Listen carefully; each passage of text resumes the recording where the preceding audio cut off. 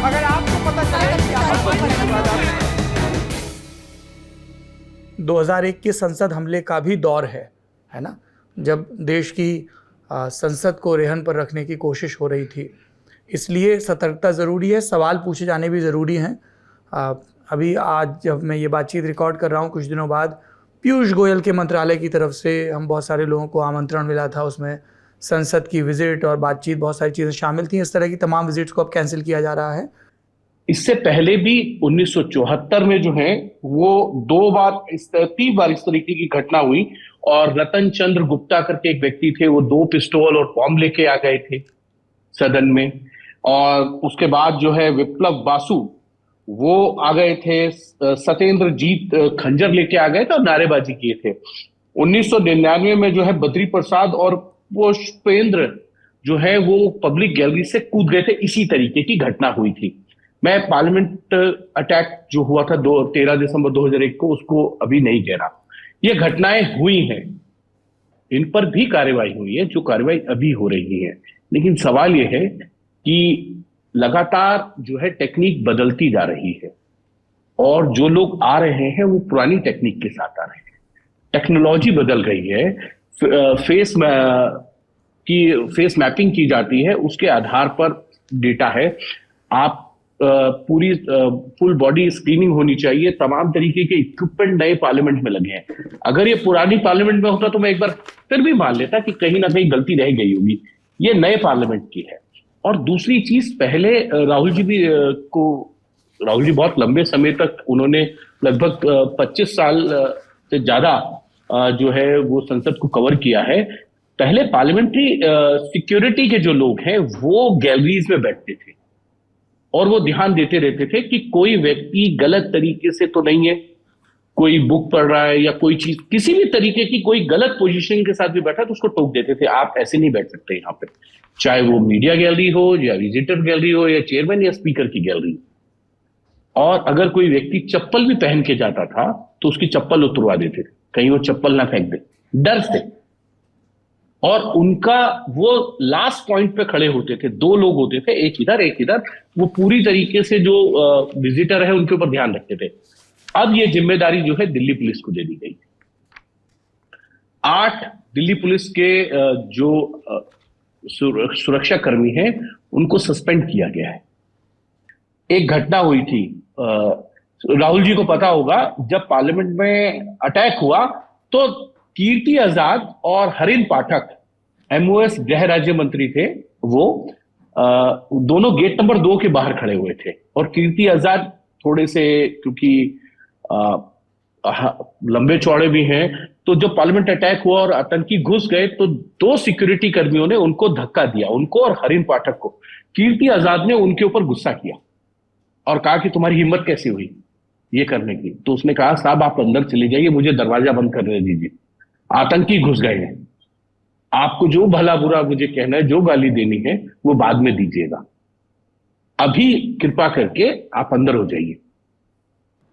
राहुल श्रीवास्तव जी बताएं सर, इतना कुछ हो रहा है संसद के अंदर, कैसे पढ़ा जाए इन घटनाओं को?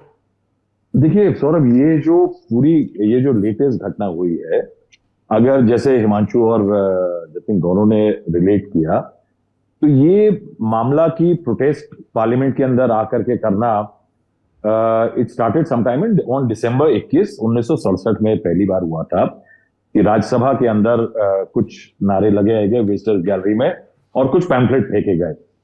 उसके बाद से ये बहुत ही rarest of the rare incident माना जाता है।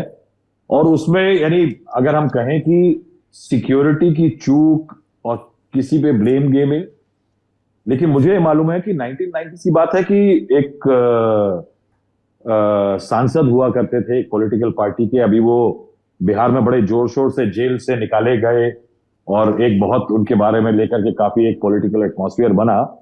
वो बंदूक लेकर आ गए थे अंदर हाउस के और उनकी जेब से गलती से बंदूक गिर गई तो बंदूक उनकी सीज की गई और उनको बंदूकों के साथ उनको बाहर बाइज्जत बरी किया गया। तो ये भी पार्लियामेंट ने देखा हुआ है। मल्टीपल इंसिडेंट्स हुए हैं, लेकिन जो कैटाक्लिज्मिक था, जो कि जिसे कहते हैं ना, 2 बड़े इवेंट जो है वो पार्लियामेंट सिक्योरिटी के, पहले इंदिरा गांधी जी की जो असैसिनेशन हुआ था, उसके बाद से एक पहला बड़ा ड्रास्टिक चेंज आया पार्लियामेंट की सिक्योरिटी में। वो हम लोगों ने नहीं देखा था, लेकिन हम लोग जब जाना शुरू किया 95 में, उस समय पे ये हो गया था कि बाहर की गाड़ियां अलाउड नहीं हुआ करती थी। तो ये इंदिरा गांधी जी के असैसिनेशन के बाद हुआ था। उसके बाद इंसिडेंट आया जो 2001 का इंसिडेंट आया। उस टाइम पे बिल्कुल नए तरीके आ गए, RF टैग आ गए, जो रेडियो फ्रीक्वेंसी टैग होते थे MPs को और जो लोग रेगुलरली आते हैं उनके लिए। CCTV कैमरा लग गए, वेज बैरिकेड्स होते हैं जो कि रास्ते में कोई गाड़ी आ रही है उसको रोकने के लिए, क्राउड बैरियर्स लग गए, फोटो ID पासेस बनने लगे, व्हीकल्स के क्रैश बैरियर लगा दिए गए। इस तरह से काफी सारे चेंजेस पार्लियामेंट में आए। उसके बाद एक फेज आया जिसमें चटवाल साहब जो डिप्टी स्पीकर थे लोकसभा के, उनके अंडर एक कमेटी बनी थी सुरक्षा की, और उसके तहत ये भी हो गया कि जो उस समय मोबाइल सिग्नल्स थे उनको जैम करने के लिए भी इक्विपमेंट लगा। फिर क्या हुआ सौरभ, बड़ी इंटरेस्टिंग चीज ये आई कि जब 3G आ गया तो जो इक्विपमेंट था वो पुराना 2G के वेव्स को बैन करने के लिए था, और वो 3G के लिए इक्विप नहीं था, तो 3G फोन चलने लग गए और उसको लेकर के फिर नई कवायद शुरू हुई। कुल मिलाकर के अगर हम देखें तो ये इंसिडेंट जो अगर हुआ है, इसकी 2-3 अंडरलाइंस है। अगर आप 2001 का हमला देखें, वो एक मेटिकुलस स्टेट की प्लानिंग थी। उसमें कहा जाता है कि the state of the state actor थे, नॉन स्टेट एक्टर थे, और वो एक बड़ी प्लानिंग के तहत हुआ। वो it was an attack on the democracy, on India and the mindset and ideology called India. ये अटैक थोड़ा सा, अगर हम अभी तक अगर इसका मूलभूत वो देखें, तो जो लोग सामने पकड़े गए हैं, तो कोई एक सिंगल आइडियोलॉजी को लेके चलने वाले लोग नहीं है।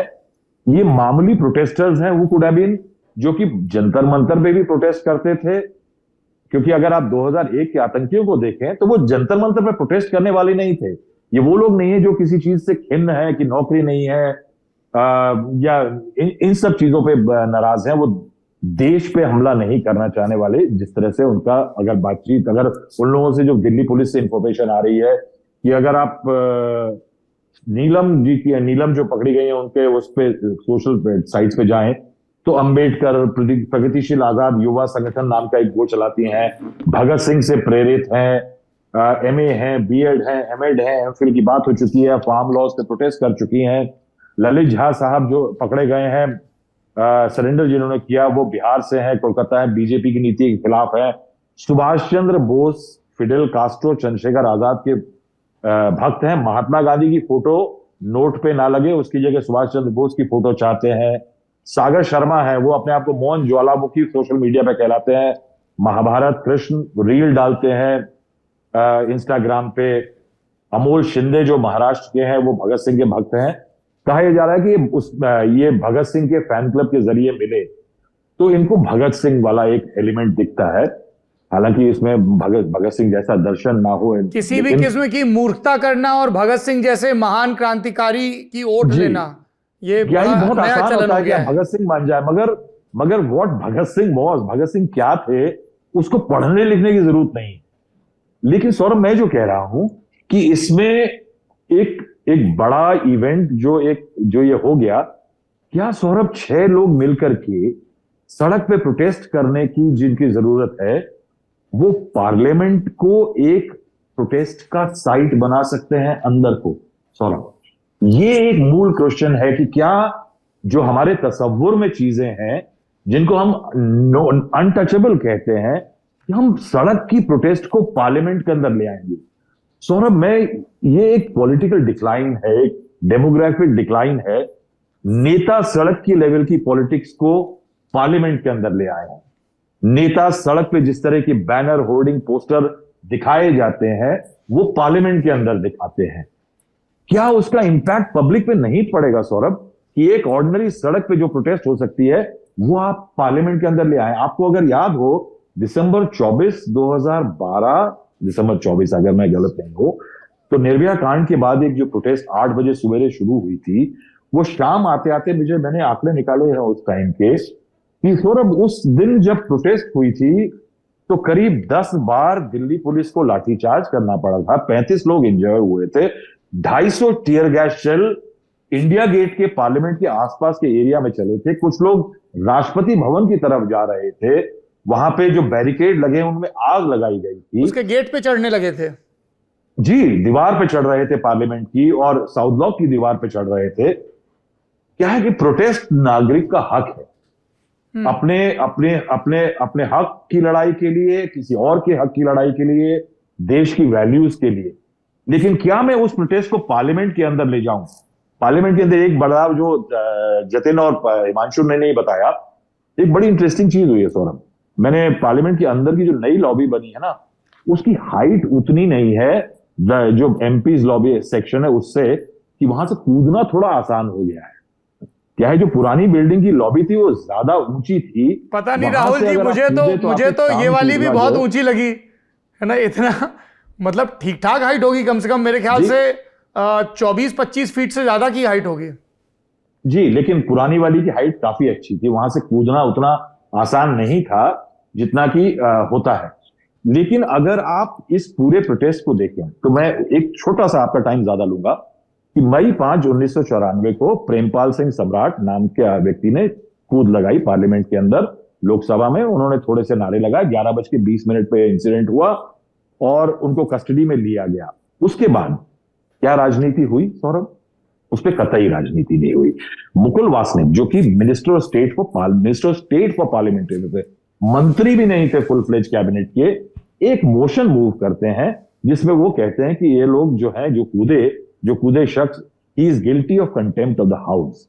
ना उनके ऊपर यूएपीए लगा और ना ही उसके ऊपर उपद्रव हुआ पार्लियामेंट के अंदर, ना किसी एमपी का सस्पेंशन हुआ, ना राजनीति हुई, ना कॉल हुई कि लोकसभा अध्यक्ष माफी मांगे या होम मिनिस्टर आके स्टेटमेंट दें। एक स्टर्न वार्निंग मोशन वाज कि to be let off with a stern warning, एक कड़ी चेतावनी के साथ छोड़ा जाए।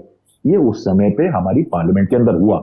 अगस्त 24, 1994 को सिमिलर इंसिडेंट हुआ। मोहन पाठक नाम के शख्स लोकसभा में कूद गए, मनमोहन तिवारी नाम के ऊपर खड़े हुए नारे लगाते रहे, उनको भी पकड़ लिया गया। फिर वही मुकुल वासनिक, वैसा ही मोशन, और कहा गया कि कड़ी चेतावनी। उसके अलावा रिगरस इम्प्रिजनमेंट की बात की गई 6 बजे तक, 26 अगस्त 1994 तक। ये उस समय पे हाउस के अंदर लोगों की सगैसिटी, जिसे मैं कहूंगा, इस संवेदनशीलता थी कि ना उस पर राजनीति हुई, ना उस पर उपद्रव हुआ, ना उस पर यूएपीए लगा। क्या है कि प्रोटेस्ट करना एक नागरिक का कर्तव्य है। अगर वो प्रोटेस्ट को इस लेवल तक ले आता है कि वो पार्लियामेंट में कूद लगाता है, वो गलत है। वो किसी भी तरह से उसको सही नहीं माना जाएगा। मगर क्या वो आतंकवाद की श्रेणी में आता है? ये सवाल जनता के सामने जरूर उठाना चाहिए।